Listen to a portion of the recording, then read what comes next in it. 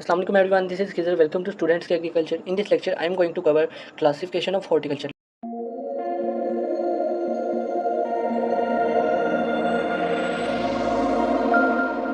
Last lecture में हमने cover किया था इंट्रोडक्शन टू हॉर्टिकल्चर, जिसमें ये सब चीज़ें आ गई थी। इसका अपना ऑर्चर्ड एंड गार्डन का डिफरेंस आ गया था, डिस्कवरी ऑफ हॉर्टिकल्चर आ गया था।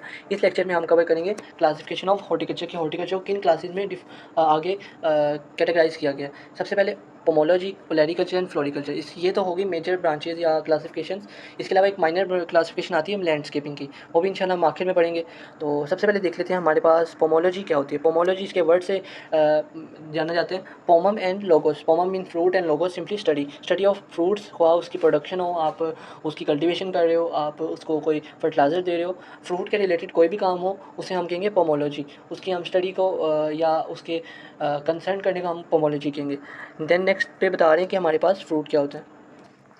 इस साइड पे मैं बताया गया कि फ्रूट बेसिकली फ्रूट एक होता क्या है, क्योंकि हम डिफरेंशिएट किया हुआ है ना कि वेजिटेबल और फ्रूट्स क्या होते हैं। वेजिटेबल मोस्टली हम खाना खाने में खाते हैं, लेकिन जो फ्रूट होता है हम उसको एज एक हेल्दी चीज़ के लिए खाते हैं, प्रोटीन देने के लिए खाते हैं, या जब हम फ्री होते हैं या अगर हमें अपना डाइट बनानी है तो हम मोस्टली फ्रूट्स का इस्तेमाल करते हैं। अब फ्रूट्स और वेजिटेबल में क्या फ़र्क है, पहले हम देख लेते हैं फ्रूट क्या होते हैं।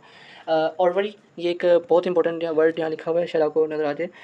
ऑर्वरी, सॉरी, ये ऑर्वरी का वर्ड लिखा हुआ है, तो इस पे ज़रा देखिएगा कि ऑर्वरी क्या होती है। ऑर्वरी ऐसा पॉइंट होता है जहाँ से कोई भी फ्रूट या कोई भी चीज़ जर्मिनेट करना शुरू करती है। जिस तरह अगर फिज़िक्स में अगर हम इसकी एग्जांपल देखें तो किसी भी सेल में जो मेन न्यूक्लियस होता है, जहाँ उसका दिमाग होता है, वहीं से वो सेल जनरेट करता है। इसी तरह किसी भी फ्रूट में जो ऑर्वरी होती है ना, उसके मिडल में होती है। जिस तरह मैंगो का सीड हो गया, अब मैंगो का जो सीड है उसको आप फर्दर खोलेंगे, उसके बाद प्रॉपर एंड लास्ट उसकी जो लेयर होगी बिल्कुल मिड वाली, उसको हम कहेंगे ऑर्वरी, क्योंकि वहीं से वो सीड जर्मिनेट करना शुरू किया था। अब यहाँ वो क्या कह रहा है कि राइपन ऑर्वरी। अब ऑर्वरी तो हमारे पास हो गई बीज का हिस्सा। अब जब वो जर्मिनेट करेगा, उसके साइड पे गुदा आ जाएगा, उसके ऊपर वो उसकी एक लेयर आ जाएगी लाइक एप्पल्स, तो हम उसके कहेंगे राइपन ऑर्वरी। तो बेसिकली हम उसी राइपन ऑर्वरी को जो हम खाते हैं उसको हम कहेंगे फ्रूट। तो अगर हम वेजिटेबल्स में देख लें तो आई थिंक, मेरा नहीं ख्याल किसी वेजिटेबल में ऑर्वरी मौजूद होगी। लाइक क्यूकम्बर्स हो गए हमारे पास, ऑर्वरीज होती हैं लेकिन मल्टीपल। और इसके बाद यहाँ कुछ फ्रूट्स की एग्जांपल दी गई है कि हमारे पास फ्रूट्स दो टाइप्स के भी होते हैं। कुछ सेकुलेंट जूसी टाइप के होते हैं, पेरिशेबल्स होते हैं, और कुछ हार्ड फ्रूट्स होते हैं। सेकुलेंट में हमारे पास ग्रेप्स, मैंगो, ऑरेंजेस आ जाते हैं, जबकि हार्ड फ्रूट्स में हमारे पास ये वॉलनट, कैश्यूनट और डिफरेंट टाइप्स ऑफ फ्रूट्स आ जाते हैं। अब नेक्स्ट में हमारे पास बताया गया कि ऑर्चर्डिंग क्या होती है।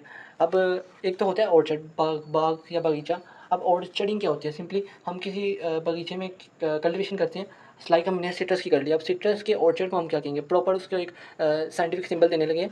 यहाँ हम सिट्रस के ऑर्चर्ड लगाएंगे तो उसे हम कहेंगे सिट्रस ग्रूव। अब जिसने वो अपना कल्टीवेशन किया, वो कल्टीवेशन को हम अलग से कहेंगे सिट्री कल्चर, ठीक है। और सिट्रस ग्रूव हम कहेंगे जी जहाँ पर हमने अपना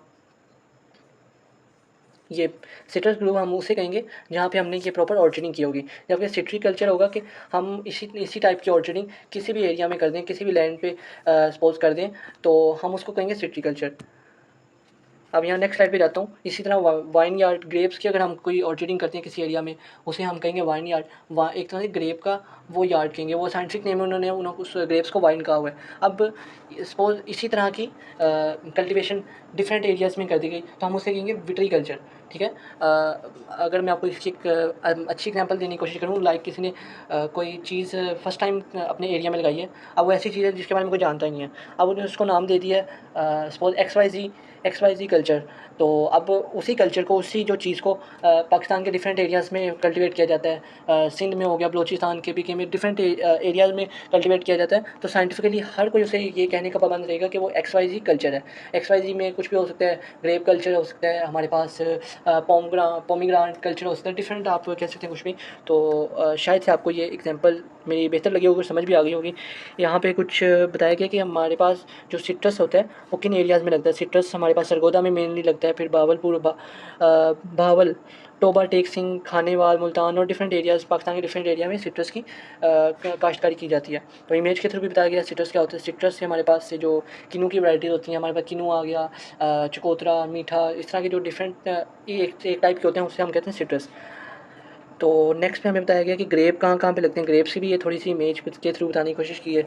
और ग्रेप पाकिस्तान में ओवरऑल 70% ग्रो किए जाते हैं और ज़्यादातर ये कोयटा और कलात बलोचिस्तान के इलाके में अपना इसकी कल्टिवेशन की जाती है। इसके अलावा ये ग्रेप्स की कुछ टाइप्स हैं हमारे पास। ग्रेप्स की टाइप्स में किंग रूबी ग्रेप आ गया, फ्लेम सीड आ गया, vitro black grapes, Thomson grapes, सुल्तानिया, डिफरेंट टाइप्स ऑफ ग्रेप्स आ जाते हैं। और ये इसकी प्रॉपर कह लें एक तरह से सिस्टमेटिकली इसको क्लासीफाई किया जाता है। इसकी शक्ल पे, इसकी शेप पे, इसके रंग पे इसको अलग अलग क्लासीफाई किया जाता है। अब जिस तरह मैंने अभी आपको बताया कि अभी जो हमारे पास ग्रेप्स होते हैं इसे हम अपनी इसकी शक्ल पे, इसके रंग पे और इसकी अपना टेक्सचर पे डिफरेंशिएट करते हैं। तो वही हम देखने लगे कि हम किस तरह किसी फ्रूट को या पोमोलॉजी की आगे जो क्लासेस को डिफरेंशिएट करते हैं। इसमें 3 टाइप्स की डिफरेंशिएशन होती है: प्रैक्टिकल, सिस्टमैटिक एंड कमर्शियल।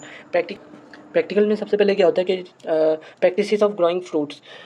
हमें कोई भी फ्रूट उगाने के लिए हमें उसकी प्रैक्टिसेस करनी पड़ती हैं। लाइक हमें ये देखना होता है कि किस तरह का टूल्स चाहिए, किस तरह की टेक्निक्स चाहिए, किस तरह का, सबसे बड़ी बात, किस तरह का लैंड चाहिए, किस तरह का हमारे पास एरिया या वेदर के हिसाब से वो एरिया हो। तो हम उसको कहेंगे प्रैक्टिकल या practices of growing fruits. Then इसके बाद इसके आगे डिफरेंशिएट में आ जाता है। हाँ, इसकी एग्जांपल रहेगी कि प्रैक्टिकल पोमोलॉजी इस तरह हम डिफरेंशिएट करेंगे कि जब हमने कोई भी फ्रूट एक ख़ास एरिया पे लगा लिया, सपोज़ वो हमने लगा लिया सिंध में। अब हम उसे एक XYZ हम ये नहीं कहेंगे कि पाकिस्तान का ग्रेप है ये, हम उसे कहेंगे सिंधी ग्रेप या सिंधी मैंगो।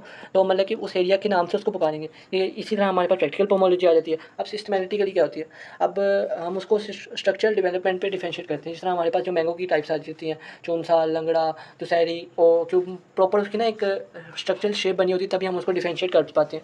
और उसके अंदर भी प्रॉपर हम जाके देखते हैं उसमें फ़ाइबर की मिकदार कितनी है, या वो कितना जूसी है, वो उसके शेप क्या है। तो इस बेसिस पे हम उसको डिफरेंशिएट करते हैं सिस्टमैटिकली। एंड की लास्ट टाइप आ जाती है कमर्शियल पोमोलॉजी। ये मार्केट की डिमांड के मुताबिक और मार्केट में किस तरह वो अपना रैंक कर रहा है उस मुताबिक हम फ्रूट की डेवलपमेंट करते हैं, फ्रूट को बनाते हैं। इसकी सबसे बड़ी एग्जांपल अगर आपको पाकिस्तान में मैं बताऊं तो आपने अक्सर देखा होगा कि एक सादा फ्रूट होता है जो आपको सिंपल रेडियो में मिलता है या आपको मंडी वगैरह में मिल जाता है, जबकि उसी तरफ उस एक दुकान है उसने वो फ्रूट लग्जरी करके बनाया है। उसके ऊपर प्रॉपर स्टिकर बनाया है, हर फ्रूट को अलग से पैक किया है, उसको प्रॉपर एक बॉक्स में डाल के वो पैक कर रहा है। तो उस फ्रूट के बेस पे हम उसको डिफरेंशिएट करेंगे कि ये देसी आम है और ये मतलब कि थोड़ा सा उससे बेटर क्वालिटी का आम है। तो ये क्वालिटी पे ज़्यादातर डिपेंड करता है। तो उम्मीद करता हूँ आपको ये तीनों पॉइंट्स भी समझ आ गए होंगे कि किस तरह हम अपना फ्रूट्स को डिफरेंशिएट करते हैं मार्केट में, उसके शेप के हिसाब से, स्ट्रक्चर डेवलपमेंट के हिसाब से और उसके बाद उसके एरिया के हिसाब से। तो इसके बाद नेक्स्ट स्लाइड पे चलते हैं। यहाँ पे हमारे पास आ जाता है इसकी हॉर्टिकल्चर की very next type, olericulture. Olericulture क्या होता है? Simply herb to cultivate. Herb क्या होता है? हमारे पास वेजिटेबल्स होते हैं, सारे जो वेजिटेबल हम उनको हर्ब कहेंगे, और जो वेजिटेबल हमारे पास खाने वाले लोग होते हैं उनको हम हर्बेशियस कहते हैं। तो इसी तरह cultivation of herb is called अपना ओलेरीकल्चर। और इसकी स्टडी को भी हम यही कहेंगे अपना, जिस तरह हमने पोमोलॉजी में देखा था कि हम फ्रूट उगाने से लेके उसके मार्केट तक पहुंचाने तक उसकी प्रॉपर स्टडी को हम कहेंगे पोमोलॉजी। इसी तरह ओलेरीकल्चर में भी हम फ्रूट को कल्टीवेट करने से लेके उसको अपना फर्टिलाइजर देने तक, उसकी एडल्ट पे उसकी थोड़ी सी ट्रेनिंग और प्रैक्टिसिंग करने के बाद, देन उसको अपना पिकिंग करने के बाद हम उसको पैकिंग से लेके मार्केटिंग, देन उसके बाद यहाँ तक कि वो कोई ह्यूमन उसको कंज्यूम नहीं कर लेता, तब तक वो एक ओलेरी कल्चर की स्टडी में आ जाएगा। अब इसमें ये जैसा मैंने बताया था कि अपना यहाँ पे growing, harvesting, storing, processing and marketing vegetables. तो इसके बाद हमारे पास वेजिटेबल की डेफिनेशन आ जाती है, जिसमें बताया गया कि वेजिटेबल एडिबल पोर्शन होता है किसी भी हर्बेशियस प्लांट का। हमने फ्रूट्स में ये तो पढ़ा था कि अपना वो, इसके बाद वेजिटेबल की डेफिनेशन आ जाती है कि ये एडिबल पोर्शन होता है किसी भी हर्बेशियस प्लांट का। फ्रूट पे तो हमने पढ़ा था कि राइपन ऑलरेडी होती है, जबकि जो वेजिटेबल में कुछ ऐसा नहीं होता। फ्रूट हमारे पास किसी भी दरख्त पे लगता है और वो दरख्त से मतलब कि एक तरह से मुख्तलिफ होता है। हमें पता होता है कि ये दरख्त उग रहा है, और जब वो प्रॉपर ग्रो कर जाता है और उसके ऊपर जब मैंगो लगता है तो वो अपना दरख्त की शेप से, उसके पत्तों से एक डिफरेंट किस्म की एक चीज़ होती है जिसको हम पिक करते हैं और खा लेते हैं। जबकि वेजिटेबल्स में किस तरह की ज़्यादा डिफ्रेंशिएशन नहीं होती। लाइक हमारे पास पालक का पत्ता आ गया, गोभी का आ गया, तो इसमें ये होता है कि ऐसे लगता है जैसे हम किसी पत लीव्स वगैरह खा रहे हैं या हम एक फ्लावर वगैरह तोड़ के उसको खा रहे हैं। लेकिन ये डिफरेंस होता है कि हर्बेशियस प्लांट का हम एडिबल पोर्शन ही खाते हैं। हम क्यों किसी जब हम कोई भिंडी वगैरह लाते हैं या कोई भी हमारे घर में वेजिटेबल आते हैं, हम उसके एक्स्ट्रा पार्ट्स रिमूव कर देते हैं। तो यही वजह होती है कि एक्स्ट्रा पार्ट्स में इतना न्यूट्रिएंट्स या वो खाने वाला नहीं होता, तो इस वजह से हम उसके एक्स्ट्रा पार्ट्स को रिमूव करके सिर्फ उसका हम एडिबल पोर्शन ही कंज्यूम करते हैं। तो अपना वेजिटेबल्स में इसमें आ जाते हैं एडिबल पोर्शन, वो बता रहे हैं कौन कौन से होते हैं। फ्रूट होते हैं, फॉइलेज होता है, ट्यूबर होते हैं, रूट्स होते हैं एंड पोड्स वगैरह होते हैं। फ्रूट्स में हमारे पास कुछ ऐसे कि टोमेटोज़ आ जाते हैं।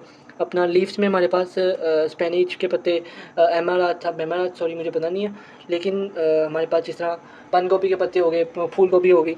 अब ट्यूबर्स होती हैं, ट्यूबर्स में हमारे पास पोटैटोज़ आ जाते हैं, कैरेट आ जाते हैं और बीटरूट आ जाती है। मतलब ये जो एक तरह से जड़ ही होती है, हम एक प्लांट की जड़ खा रहे होते हैं, लेकिन वो प्रॉपर एडिबल एक तरह फुल कंज्यूमेबल जड़ होती है उसकी। अब पोड्स होती हैं हमारे पास, बीन्स होती हैं, पीस होते हैं, लोबिया वगैरह, तो ये सारी पोड्स की टाइप में आ जाती है। अब इसके बाद वो बता रहे हैं कि टाइप्स ऑफ वेजिटेबल प्रोडक्शन किस तरह होती है। स्टडी ऑफ वेजिटेबल में हमने ये देख लिया कि वेजिटेबल क्या होते हैं, वेजिटेबल किस तरह ग्रो करते हैं, उसकी कौन सी टाइप्स होती है। अब देन हम देख रहे हैं कि वेजिटेबल को किन एरियाज़ में प्रोडक्ट किया जाता है, इसकी प्रोडक्शन कहाँ कहाँ होती है। सबसे पहले होम या किचन गार्डन में प्रोडक्शन इसकी होती है, मार्केट में होती है, ट्रक गार्डनिंग होती है, vegetable forcing, vegetable for processing, vegetable seeds production, mushroom culture. बारी बारी हम इसको देखते हैं। सबसे पहले हमारे पास आ जाता है होम गार्डनिंग। जैसा पहले भी मैं आपको एग्जांपल बता रहा था कि जो होम गार्डनिंग होती है, हम किसी भी घर की बैक साइड पे एक स्मॉल एरिया पे हमारे पास वो 6 से या 10 से 12 मरले का वो एरिया होता है। वैसे काफ़ी ज़्यादा है, लेकिन हमारे पास 1-2 मरले का एरिया हो तो हम उसमें कल्टीवेशन कर लेते हैं अपने घर वालों को कंज्यूम के लिए। हमारे घर में जितने भी अफराद रहते हैं, हम लोग की मर्ज़ी के मुताबिक जो भी करें हम अपने गार्डन में कल्टिवेट कर सकते हैं। और ज़रूरी नहीं कि हम खुद ही करें, हम किसी बाहर से माली को हायर करवा के उसको different types of tool techniques बता के हम उसको ग्रो करवा सकते हैं। अब फ़ायदा क्या होता है, हाँ, घर में हमें कल्टीवेशन का ऑर्गेनिक गार्डनिंग होती है, मतलब कि उसकी क्वालिटी अच्छी होती है। शॉर्ट ड्यूरेशन वेजिटेबल होते हैं, जल्दी वेजिटेबल ग्रो कर लेते हैं। क्योंकि जब हम किसी का बाहर से फार्म वगैरह से वेजिटेबल लेने आते हैं तो फार्म पे काफ़ी ज़्यादा टाइम कंज्यूमेबल होता है, क्योंकि वहाँ डिफरेंट प्रोसेस से गुजरना होता है। जबकि घर में ये होता है कि हमारे पास हमने 4 से 5 प्लांट्स लगाए हैं और वो 4 से 5 प्लांट्स आपके जल्द ही आपके टाइम से पहले वो ग्रो कर देंगे और आप उसको कंज्यूम कर सकते हैं। जिस तरह हमारे पास कोरिएंडर आ गया, mint, lettuce, radish, carrot, turnip, ये सारी इस एग्जाम्पल हैं होम गार्डनिंग या किचन गार्डनिंग की। तो ये कुछ इमेज के थ्रू बताया गया कि हमारे पास होम गार्डनिंग किस तरह की होती है। होम गार्डनिंग में ज़्यादातर हम ये बाड़ का इस्तेमाल करते हैं अपने घर की साइड पे, इसको प्रिवेंट करने के लिए। डिफरेंट होम गार्डनिंग के बाद नेक्स्ट टाइप आ जाती है गार्डनिंग की, ट्रक गार्डनिंग। ट्रक गार्डनिंग में ऐसे वेजिटेबल हम ग्रो करवाते हैं जो कि लार्ज स्केल पे नॉर्मली घरों में कंज्यूम किए जाते हैं। जिस तरह हमारे पास आलू, टमाटर, प्याज, ये जो वेजिटेबल होते हैं नॉर्मली कंज्यूम किए जाते हैं। इसके मुकाबले कुछ ऐसे वेजिटेबल होते हैं जो हम स्पेशली तकरीबन महीने में 1 से या 4 से 5 दफ़ा उसको डेली बेसिस पे नहीं, बल्कि 4 से 5 दफ़ा बस कंज्यूम करते हैं। तो जो हमारे पास डेली बेसिस पे कंज्यूम होने वाले हैं उनमें पोटैटोज़ आ जाता है, पीस आ जाते हैं, मेलन्स आ जाते हैं, चिलीज़ आ जाती हैं, खास आ जाता है, खास वाटरमेलन आ जाता है। वाटरमेलन वैसे तो हम फ्रूट के तौर पे कंज्यूम करते हैं, लेकिन ग्रो इसको वेजिटेबल के तौर पे करवाया जाता है। अच्छा, यहाँ पे कुछ इमेज के अंदर बताया गया किस तरह पोटैटो की कल्टीवेशन आफ्टर कल्टीवेशन के बाद मार्केट के लिए इसे लेके जाया जाता है, इस तरह इसे पैक किया जाता है, क्या तरीकाकार होता है।